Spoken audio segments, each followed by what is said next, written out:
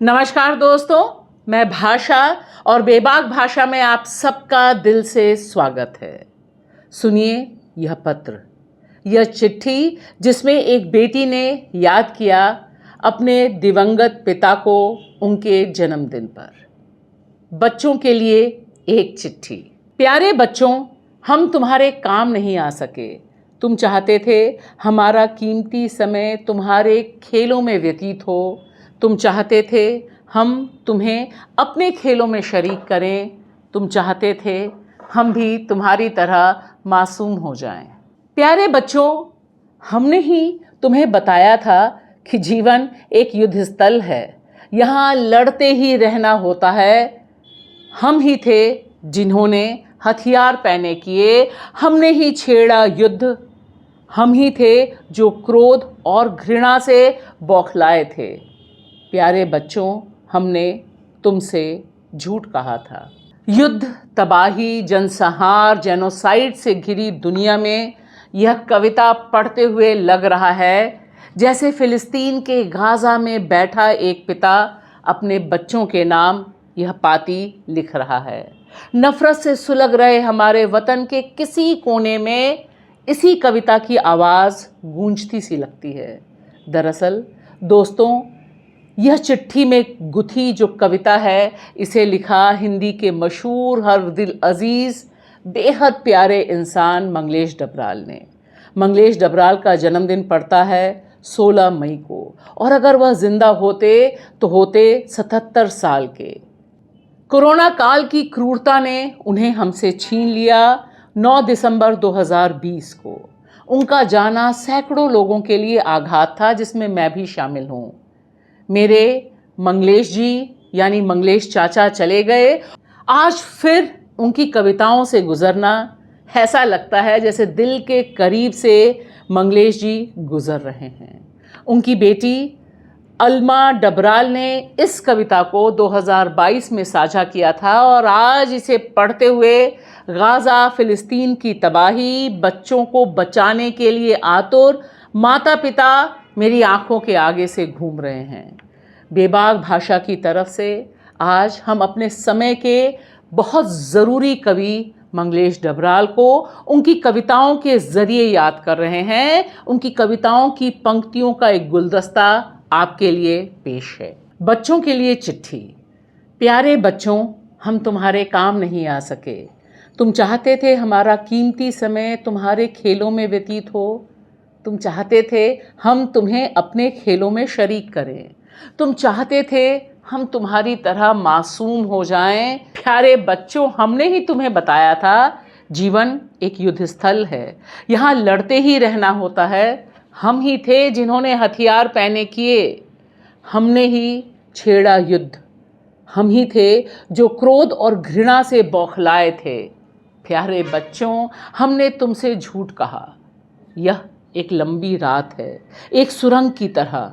यहाँ से हम देख सकते हैं बाहर का एक अस्पष्ट दृश्य। हम देखते हैं मारकाट और विलाप।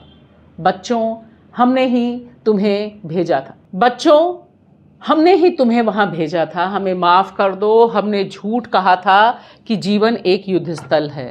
प्यारे बच्चों, जीवन एक उत्सव है जिसमें तुम हंसी की तरह फैले हो। जीवन एक हरा पेड़ है जिस पर तुम चिड़ियों की तरह फड़फड़ाते हो।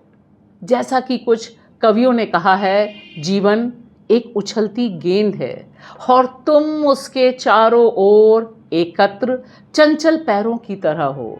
प्यारे बच्चों, अगर ऐसा नहीं है तो होना चाहिए। सच में ऐसा ही होना चाहिए। यह हम आज पहले से ज़्यादा महसूस कर रहे हैं, जब नफ़रत ही नया नॉर्मल बनाई जा रही है। और फिर याद आती है मंगलेश जी की यह कविता, नए युग में शत्रु। उसकी कुछ पंक्तियाँ दरअसल युद्धोन्माद में डूबे देश को समझने के लिए यह पंक्तियाँ पहाड़ पर लालटेन की तरह आज भी टिमटिम करती नज़र आती हैं। याद रहे, पहाड़ पर लालटेन मंगलेश डबराल की कविता है और उनके संग्रह का भी नाम है। नए युग में शत्रु। अंततः हमारा शत्रु भी एक नए युग में प्रवेश करता है, अपने जूतों, कपड़ों और मोबाइलों के साथ। वह एक सदी का दरवाज़ा खटखटाता है और उसके तहखाने में चला जाता है, जो इस सदी और सहस्त्राब्दी की तरह ही अथाह और अज्ञात है। वह जीत कर आया है और जानता है कि उसकी लड़ाइयाँ बची हुई हैं। हमारा शत्रु किसी एक जगह नहीं रहता, लेकिन हम जहाँ भी जाते हैं पता चलता है कि वह और कहीं रह रहा है। अपनी पहचान को उसने हर जगह अधिक घुला मिला दिया है। जो लोग ऊंची जगहों में भव्य कुर्सी पर बैठे हुए दिखते हैं, वे शत्रु नहीं, सिर्फ उसके कारिंदे हैं, जिन्हें वह भर्ती करता है ताकि हम उसे खोजने की कोशिश ना करें। हम कैसे बचेंगे इस क्रूर समय में? अगर कोई मंगलेश डबराल से आज पूछता तो वह ज़रूर, बिल्कुल निश्चित तौर पर अपनी छुओ कविता पढ़ते। सुनिए उसकी कुछ लाइनें। छूने के लिए ज़रूरी नहीं है कि कोई बिल्कुल पास में बैठा हो, बहुत दूर से भी छूना संभव है। उस चिड़िया की तरह दूर से ही जो अपने अंडों को सेती रहती है। कृपया छुएं नहीं, छूना मना है जैसे वाक्यों पर विश्वास मत करो। यह लंबे समय से चला आ रहा एक षड्यंत्र है। तमाम धर्मगुरु, ध्वजा, पताका, मुकुट, उत्तरीयाधारी, बमबाज, जंगखोर सबको एक दूसरे से दूर रखने के पक्ष में हैं। वे जितनी गंदगी, जितना मलबा उगलते हैं, उसे छूकर ही साफ किया जा सकता है। इसलिए भी छुओ, भले ही इससे चीजें उलट पुलट हो जाएं। इस तरह मत छुओ जैसे भगवान, महंत, मठाधीश, चेले एक दूसरे के सिर और पैर छूते हैं, बल्कि ऐसे छुओ जैसे लंबी घासें चांद तारों को छूने छूने को होती हैं।